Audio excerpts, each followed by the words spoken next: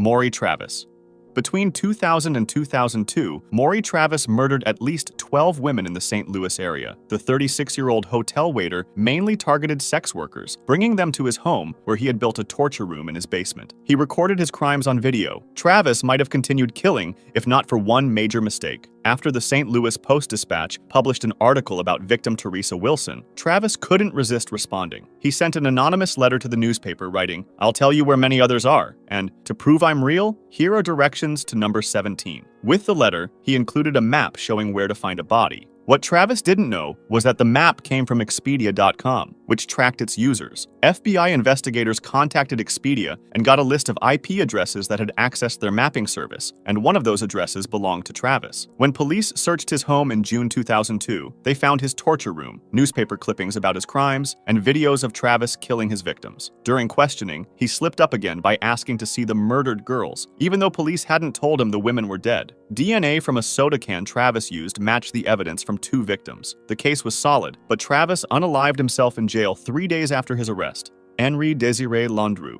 Between 1915 and 1919, Henri Landru killed at least 11 people in France. The 40-year-old man targeted lonely widows during World War I, placing ads in newspapers in which he claimed to be a respectable widower looking for marriage. Landru charmed women who had money, convinced them to sell their things and move in with him, then killed them and took their money. What led to his capture was a small but telling mistake. Investigators found that when Landru took victims to his country house, he always bought one-way tickets for them, but round-trip tickets for himself. This pattern showed he knew these women would never come back. The police wasn't able to find direct evidence, only some bone fragments and teeth in his stove and garden. This, combined with the one-way tickets, was enough to identify him as the murderer. Landru was found guilty of 11 murders on November 30th, 1921, and was executed by guillotine on February 25th, 1922. Lamarques Devon McWilliams.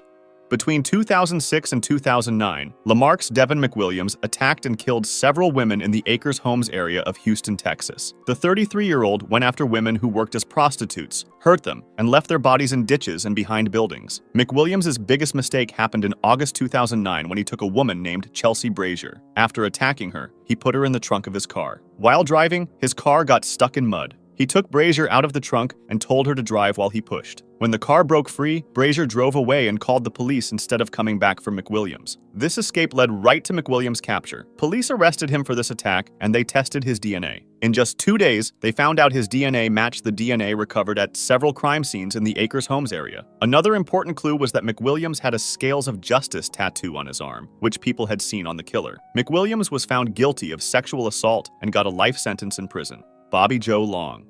Between March and November 1984, Bobby Joe Long killed at least 10 women in the Tampa Bay area of Florida. The 31-year-old man used to dump their bodies in remote areas around the city. However, Long's worst mistake happened when he took Lisa McVeigh on November 3, 1984. He kept her for 26 hours in his apartment and attacked her many times. But unlike his other victims, Long decided to let McVeigh go. He put a blindfold on her, drove her near where he had taken her, and set her free. While held captive, McVeigh was smart and brave. Thinking she would be killed, she made sure to leave her fingerprints everywhere in Long's bathroom. She counted the steps into his apartment, noted what his car felt like, and remembered every detail she could while blindfolded. When she was free, McVeigh went straight to the police with all this information. She told them Long drove a red Dodge Magnum and gave details about his apartment. With her good description, police found Long quickly. Police arrested Long on November 16, 1984. The evidence linked him to several murders. When questioned, Long admitted to 8 killings and many other attacks. Long was found guilty and got the death penalty. After 34 years in prison, he was executed on May 23, 2019.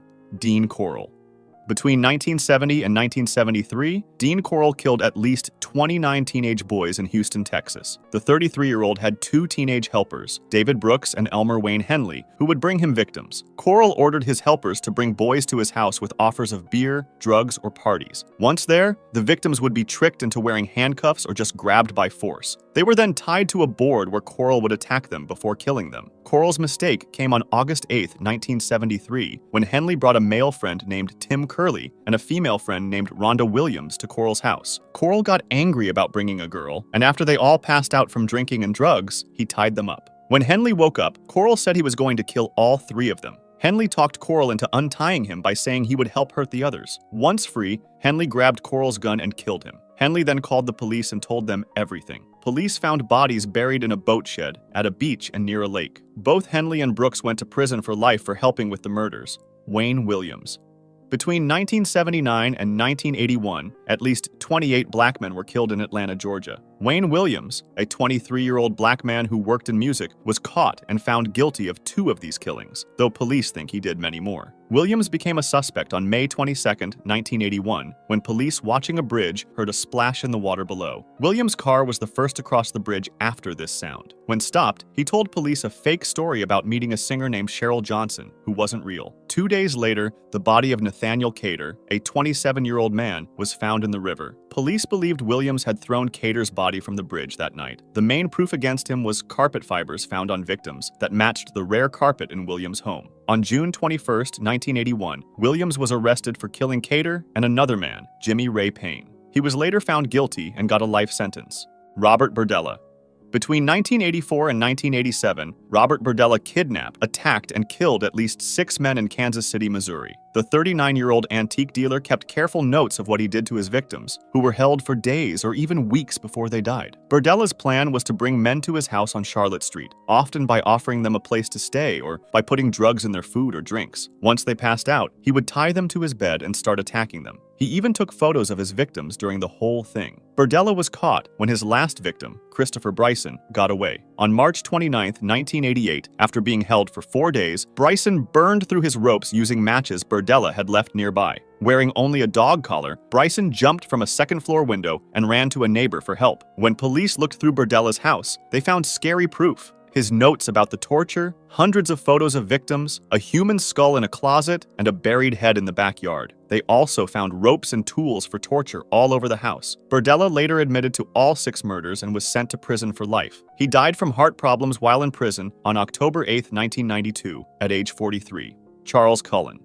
Between 1988 and 2003, Charles Cullen killed as many as 40 patients while working as a nurse in hospitals across New Jersey and Pennsylvania. He would give patients deadly doses of medication, especially insulin and the heart drug digoxin. He often gave these drugs to patients who weren't supposed to have them, causing their hearts to stop or making them fall into a deep sleep and die. Cullen's biggest mistake was not being careful with hospital computer records. At Somerset Medical Center in New Jersey, he kept using the computer system to look up information about patients who weren't his and ordered medicines they didn't need. The hospital noticed this odd pattern when its tracking system spotted unusual medicine orders and patient deaths. When a patient died with high levels of digoxin that hadn't been ordered for him, hospital staff finally called police in October 2003. When police talked to him, Cullen quickly said he had killed between 30 and 40 patients, claiming he did it to end their pain, though many victims weren't even dying. In April 2004, Cullen said he was guilty of killing 13 patients and trying to kill 2 others. He got 11 life sentences in a row and can't get out of prison until 2403.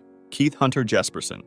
Between 1990 and 1995, Keith Jesperson killed at least 8 women across the United States. The 6'8" truck driver used his job to find victims as he drove across the country, mostly picking women who worked as prostitutes or who were homeless. Jesperson's first victim was Townja Bennett, killed in January 1990 in Oregon. After meeting her at a bar, he took her to his home, got into a fight with her, and killed her. What made this case strange was that another couple, Laverne Pavlinac and John Sosnovsky, said they did the murder, even though they didn't. Pavlinac made up the story to get away from Sosnovsky, who was abusive to her, but both ended up in prison. Jesperson's biggest mistake came from his need for attention. He was angry that the wrong people were getting credit for his first murder, so he began writing letters to newspapers and police, telling them about his crimes and signing the letters with a smiley face. This is why people called him the Happy Face Killer. When these letters didn't get enough attention, he even wrote a confession on a truck stop bathroom wall. Jesperson was finally caught in March 1995 after killing his last victim, Julie Winningham.